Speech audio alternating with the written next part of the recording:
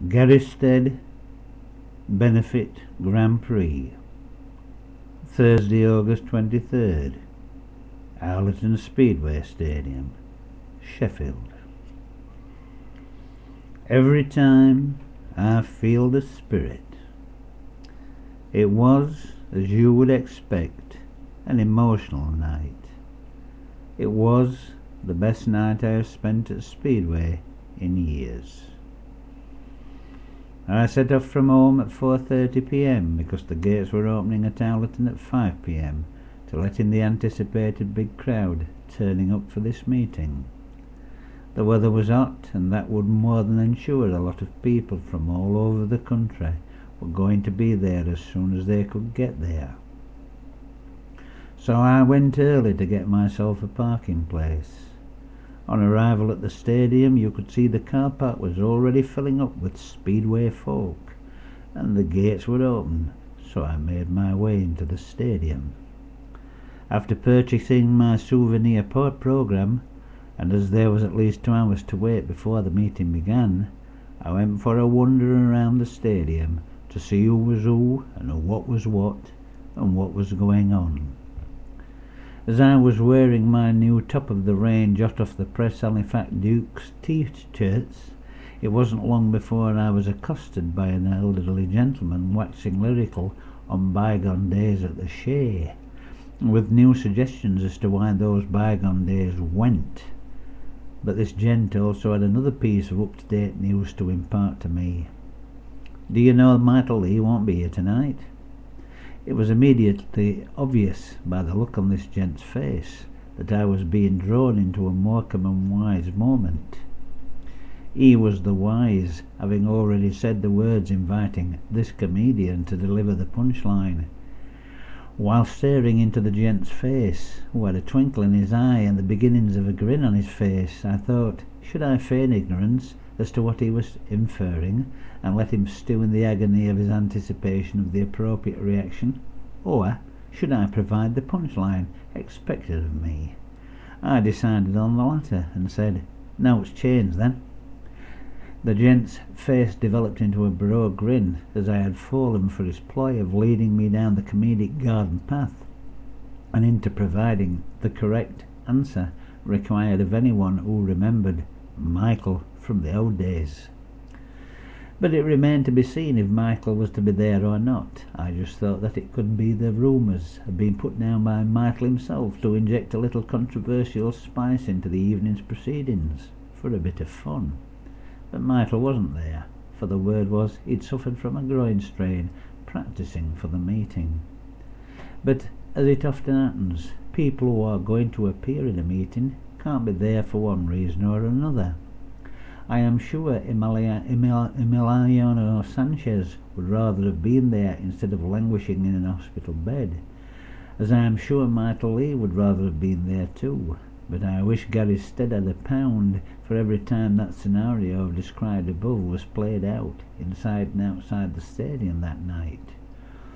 Walking towards the area where the riders parked their vehicles, I saw a group of supporters gathering around someone, a rider, I thought, who was taking part in the meeting. But the person people surrounded was none other than Stead himself, so I stood and observed the proceedings from afar. Now, in normal circumstances, Speedway riders and their camp followers are usually wrapped in a cocoon to insulate them from intruders from the outside world, that being us, the great Speedway supporting public. And because of the fragile state you might well expect Stead to be in, caused by the injuries he had suffered and the emotions being generated that the evening events were bound to produce, I expected, because of all of these things, that Gary would be unobtrusively brought into the stadium, out of sight of everyone, to protect him from being overwhelmed by what was going on. Then, from nowhere, I expected that Gary would be introduced to the assembled crowd, surrounded by a phalanx of protective minders that included armed security guards, in order to triple cocoon him from anyone who might add to his fragile state. Someone said, "Have you got a pen?" out of the blue, I've been asked the question that makes any true Speedway supporter's blood run cold. I wanted to reply with the time-honoured response beloved of any well-armed Speedway supporter. Of course I've got a fucking pen. How very dare you think otherwise? But I thought, no, this isn't time for the place for deep, wicked, sarcastic wit, and said brightly, yep, somewhere deep inside my bag. I gave this person a pen and followed him as he moved closer to Gary to make sure I got my pen back and to get Gary's signature too. And there wasn't a minder in sight. Far from it. Gary was there, on his own, signing autographs with a big relaxed smile on his face, with a word for everyone who approached him. My immediate thought was, they've abandoned the poor bugger in a sea full of the Speedway supporting public. When it was my turn for Gary to sign my programme, he looked up, spotted the T-shirt, and with a big smile said, Halifax Dukes, which proved, there and then, that all Gary's mental faculties were intact. Recently, I had indulged myself in having 10 T-shirts made up, which costs a pretty penny, let me tell you, because even though the famed Halifax woolly pulley of mine is a work of art, it's useless because it's too small, never fitted me properly, it's made of poor wool with a rolled down polo neck, and therefore too damned hot to wear in a heat wave. What bleeding heat wave? Cried the Speedway supporting millions in unison. So I had these 10 T-shirts made up by a firm near Halifax, where else? While explaining to the proprietors how I wanted them done, they mentioned that they'd seen Gary Stead on TV a few days previously. I told them I was going to contact someone involved in raising funds for Gary to give them one of the T-shirts to get it signed by people, then auction it on eBay or something like that. But with Gary's enthusiastic response, I opened up my bag, pulled out a T-shirt and said, here, have one. Gary can keep it or do something with it to raise money, though I think he will hang it onto it myself, even though I know he knows that when he wears it, it will make him one of the Brotherhood, a bit like the Mafia. And as with Al Pacino, he will think, just when I thought I was out, they dragged me back in again. As I moved on, Gary was still smiling, signing autographs with a word for everyone, and I spotted a friend of mine talking to someone. I thought I knew. At first I thought it was Peter Collins, then immediately realised it was his brother Les, who was great to chat to, who I thought ought to have been world champion circa 1982, and told him so. At least I prevented an American 1-2-3, said Les. You did us proud, said I, and that's what mattered. I held a track record at Halifax, said Les at one point. What, for a week, said I. I think it was about that long, chuckled Les. Les was a gentleman to talk to, as was his brother Peter, when I had a chat with him a while ago at an Eric Woolcott book launch in Halifax that PC attended. The last time I saw Gary Stead, before the meeting, he was still smiling, chatting and signing autographs, with a word for everyone, and not a minder in sight. I parked myself in the stand overlooking bends 3 and 4 and looked around the stadium. There was a middling crowd assembled by now, more than for the normal meetings at Sheffield, but not as many as expected. But it was Thursday night, and not everyone would be able to make it there as conveniently as I had. Yet, as the start of the meeting came closer, the place suddenly filled up. The 3rd, 4th men's stand, usually pretty empty, found itself housing a good few folk. Some of them even ventured into the back straight area. I was contemplating joining them till a little voice in my head said, "Don't, they will be fetching them back soon," which they did. Wicked or what? I was joined at this point by a Coventry supporter and forumite full throttle. I wondered how he'd found me in such a big crowd. Perhaps it was because I glow in the dark, a courtesy of all my trips to Sellafield nuclear power plant. Radioactive or what, eh? He thought I didn't recall him, but I knew who he was. I just couldn't think of his forum name the moment he arrived. Then Gary Stead arrived on the centre green, and you could feel the emotion of the crowd sweeping down off the terraces. You shared in this emotion as Gary was reunited with those who had saved his life. People would come all the way from Somerset, unknown to Gary, to be there. Gary spoke to the crowd, thanking everyone for all they had done and were doing for him. While filling in the changes in the lineup, I told Full Throttle who was replacing who, discussing the reasons why people scheduled to be there weren't going to be there on the night. We agreed it didn't matter who was there, but I said what did matter was that no one got injured tonight, and that was the last thing we wanted in a meeting of this nature. There were 4 incidents of note to record during the meeting. One was Richard Hall's crash, exiting the second bend, which involved him having to go to hospital. Alan Moggridge's argument with the fence in almost the exact place as Richard Hall's crash. Chris Kerr looping off his bike between the third and fourth bend in his second race. All these incidents occurred with only 6 heats gone proper and 1 veteran's race having taken place. In a race later on in the meeting, Ben Barker connected with the fence at the same point Chris Kerr parted company with his bike between bends 3 and 4. Ben received special praise for not staying down, for getting up off the track and removing his machine, allowing the race to continue.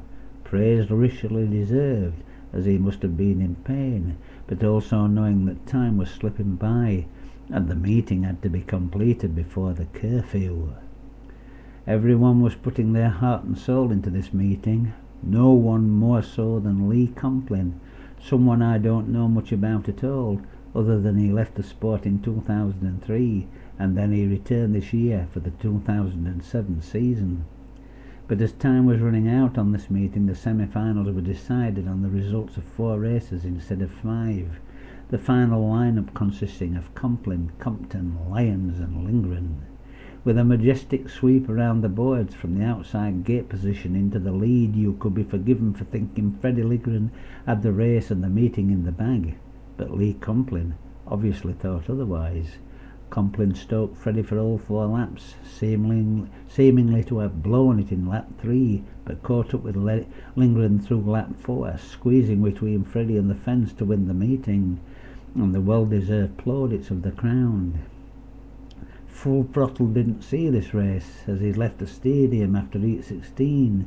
He had to be somewhere 90 miles away by midnight, but it was nice meeting him again. Special mention also goes to Alan Graham, who especially in his second veterans race looked like he'd never been off a Speedway bike and won his race 2 seconds slower than a lot of racers in the main meeting. But now people were already drifting out of the stadium. I wandered around once more while the car park emptied and the road outside got quieter before I left the stadium myself. I watched the presentation on the centre green for a while, then wandered around some more as the traffic was still queuing to get out of the car park. By the pits there was Lee Complin describing to someone the race with Freddie Lindgren, stating how close by each other they were as he made his pass, stating how one wrong move by either of them would have meant disaster. I asked Lee to sign the programme and congratulated him on his win, saying he had done well tonight and deserved his win, and was somewhat taken aback by his reply. "Thank you," replied Lee emphatically. "I really appreciate you saying that." As I moved on around the corner towards the rider's vehicle park, I was thinking that Gary Stead would really be exhausted by now, taking into consideration all the evening's events and the emotions involved in all that had gone on. But no, there he was again, surrounded by Speedway supporters with the same enthusiastic smile on his face, signing programmes, posing for cameras with a word for everyone, just as he had been 4 hours ago. There was an atmosphere present during the Gary Stead Benefit Grand Prix, an atmosphere I haven't experienced in years at a Speedway meeting, a sense of togetherness. All the walls and barriers usually erected between those on the other side of the fence and the Speedway supporter weren't there. Even the usual arrogant were calmly signing autographs, perhaps having finally realised there is no need for such self-protecting barriers in the main. There was a feeling of unity present, a bonding together, and all this was generated by the presence of one man, Gary Stead. Gary has said he wants to remain involved in Speedway. I, for one, hope he does. because in his darkest hours he has been given the ability to shine a light into that other darkness that sometimes envelops Speedway. The darkness that prevents those controlling Speedway knowing what to do next. Gary can continue to be the go-between, who can be the living embodiment of Speedway as a family sport, the man who broke down the barriers between either side of the Speedway fence and brought them together as one. It was, as you would expect, an emotional night. It was the best night I've spent at Speedway in years, and that, for me, is the magic of Gary Stead. The end.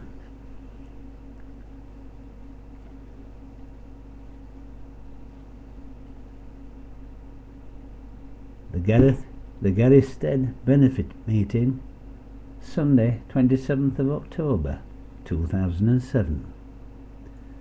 I could feel the memories as I ran my fingers over the metal fence of the fence surrounding the track at Stoke. Memories of a young man Speedway training to ride a Speedway bike, my boss's son falling on the track and taking him to hospital. That was my last sight and memory of Stoke Speedway track from 1987, 20 long years ago.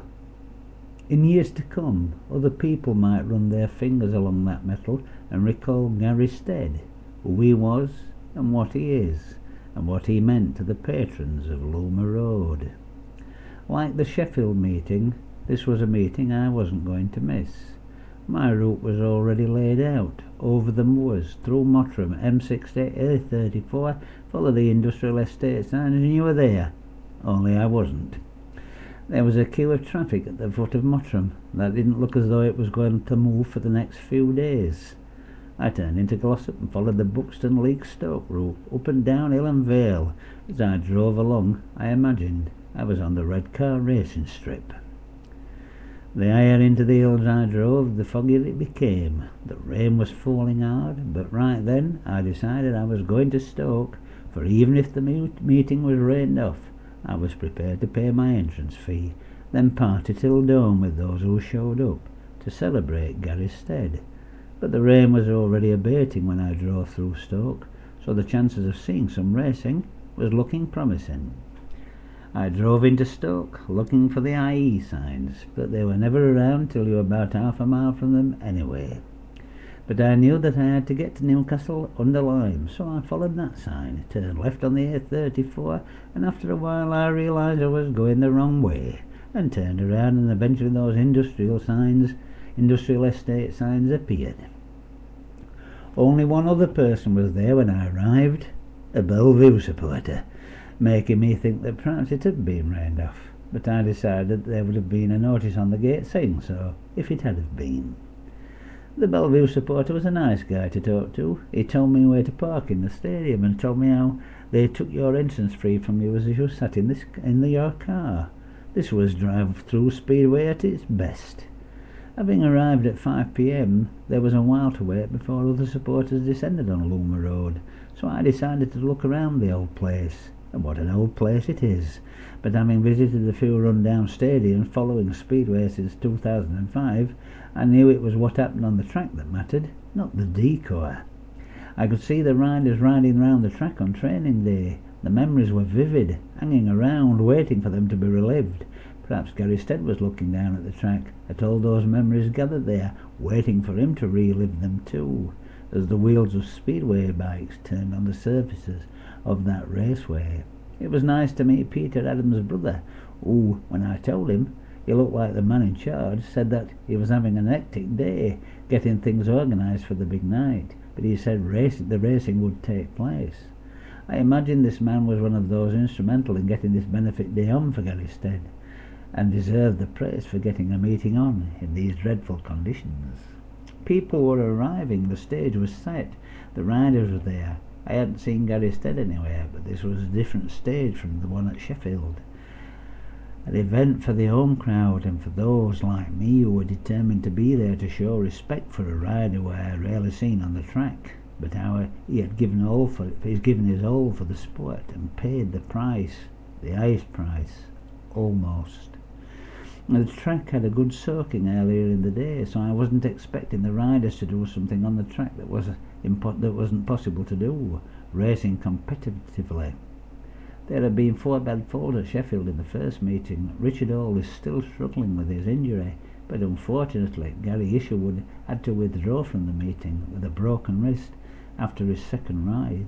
Let's hope the injury is not serious and he recovers from this soon. The riders were slipping and sliding around the track. There were a number of falls with riders being reinstated on the insistence of the race director in the pits. No, it wasn't Ollie Olsen, king of the slick. It was Gary Stead, orchestrating the meeting from behind the scenes. Ben Barker was looking good, riding hard, determined to win this meeting, as was Rory Schlein, sole Elite League regular, who stoked Adam Allett, who got a rolling flyer, finally passing him around the outside on lap 3. In his second race, Schlein slowed after 3 laps. It was being obvious that he thought the race was over for some reason, but he was so far ahead that when he realised the race was still on, he opened up the throttle and cruised round to win all the same. This incident prompts me to mention the dipshit who decided it was a cool thing to do to put their side lights of their vehicle on again during this particular race.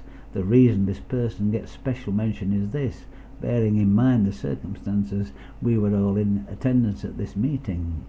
I was stood at the fence talking to 3 people when, as the meeting first started, everyone saw this car parked on the bank directly in line with the track from Tapes to First Bend, turn their side lights on.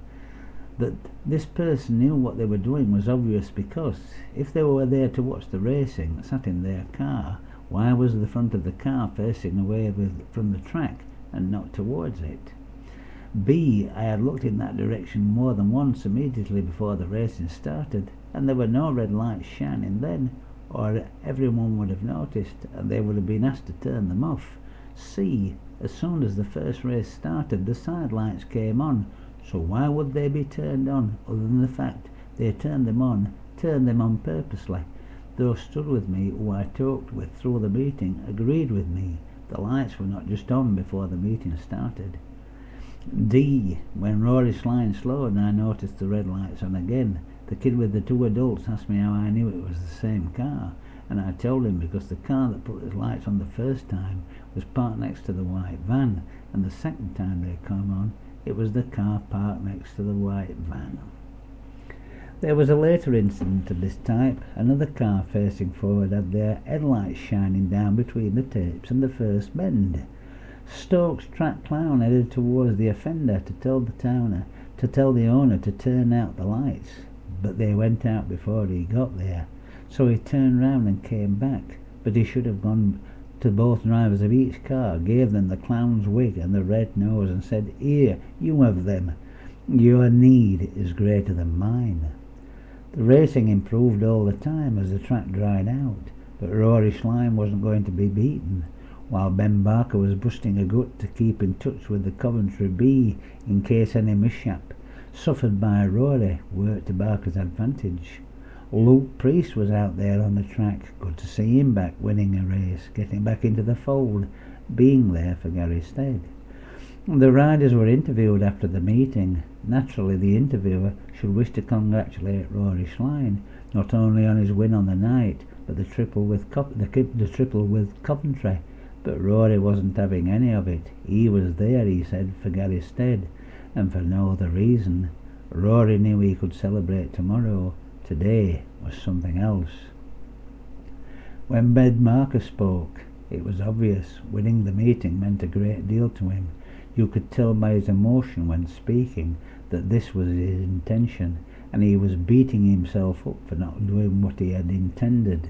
But what he might now realise is that he was a winner by being there, trying as hard as he could for one reason: Gary Stead, who I am sure told him as much after the meeting. And congratulations to George Stansel, 3rd place, and to all the riders who competed on that treacherous track with red lights ablaze, all there for one reason: to acknowledge, but for the grace of God, go they. And there was also the veteran Speedway riders racing. Les Collins, Alan Graham, Gary O'Hare, Rob Hollingsworth. I had seen them racing at Sheffield and was impressed by Alan Graham in particular, who looked then as if he had never been off a bike and looked as if he could still do a job in racing if called on to do so. Les Collins won race 1 and Alan Graham won race 2, but it was their last race that set the place alight. Something happened in that last race that held the audience spellbound. No one might ever know what happened, but they went out through the second bend onto the back straight, and it wasn't like the old days. No, not at all. It was the old days. You could have thrown the proverbial handkerchief over all 4 of them. It might have been a world championship decider, for no one was giving an inch. It was blood and guts, no quarter asked or given, and the place was electrified. Old codgers swooned. Young fans didn't believe what they were seeing. We were one and all transported for those few seconds to the world where Speedway was Speedway. Then Alan Graham emerged ahead of the crowd through the 3rd and 4th bends to win the race. The crowd was in raptures. Car headlights were flashing all along the back straight. Headlights dipped in tribute to the grand old masters of Speedway, doing their thing. I spoke with Neil Machin at Scunthorpe today. He was there at Stoke. He happened to mention Peter Collins and Chris Morton in reference to riders being cornerstones of teams, in contrast to riders now, some of them who were here this season and gone the next, because of enforced team changes from the powers that be. This reference of those riders reminded me of the racing at Stoke by the veteran racers, and I said to him, "You saw them last night?" And immediately his eyes lit up, and a broad smile crossed his face in recollection of what we had all been privileged to see at Stoke. 4 top-class racers of yesterday turning it on for us and for Gary Stead. I don't know what most people think of Neil Machin, but I found him to be a gentleman. He even gave me a cigarette and a Sheffield Speedway cigarette lighter.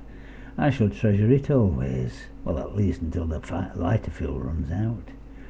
And talking of promoters, you could see also how what happened to Gary Stead has affected deeply the emotions of Mr. Dave Tatum. What happened is a cut that runs deep through Mr. Tatum's psyche. I don't think he has come to terms with it all yet. Maybe he never will, but it showed last night that here is a man who cares deeply about his riders. Many people remained behind after the meeting to take part in the auction going on in the bar. So many people were there you could hardly move. I saw that Andy Smith was there, which didn't surprise me at all. I don't know how much money was made during the auction, as the bidding was taking place around the bar area, and it was almost impossible to get down there, as there are so many people trying to get there to make their bids. I had a conversation with a stranger. They know who they are, an interesting chat about things concerning Speedway. But time was slipping by and I had an hour or 2 to drive to make, taking the original route I was going to take when I first set off. The event was finally over. It was time to move on, to get on with life, as we all have to, and as Gary Stead has to. And with this thought I could hear echoes of what this year has meant to Gary Stead, Stoke management, riders and supporters, and to all of us, the Speedway family. And here is what those echoes said to me. Now and forever, we can carry all this as a cross. We can think about all we have lost. We can think about all the things we do in life and count the cost. The results of all of this we carry with us, now and forever. And then we think of the fallen rider and think of the price he paid to deliver us what we desired, and thus we come to lay at your door all the tributes we owe you, now and forever. We gather all of us together to stand and applaud all he has given us. We admire his resolve to keep a smile on his face, no matter how many obstacles he has to climb over, each day from this moment on, now and forever. And then we can go home and slide into bed satisfied we have done our duty, curl up snugly, legs tucked in, warm and cosy. Is it then we remember that he will never be able to do this, now and forever? Do we believe, because we have made our contribution in gathering together to pay this our tribute, that we can forget you now at this moment, of our deliverance has passed. Are we with you just for now, Gary, or forever?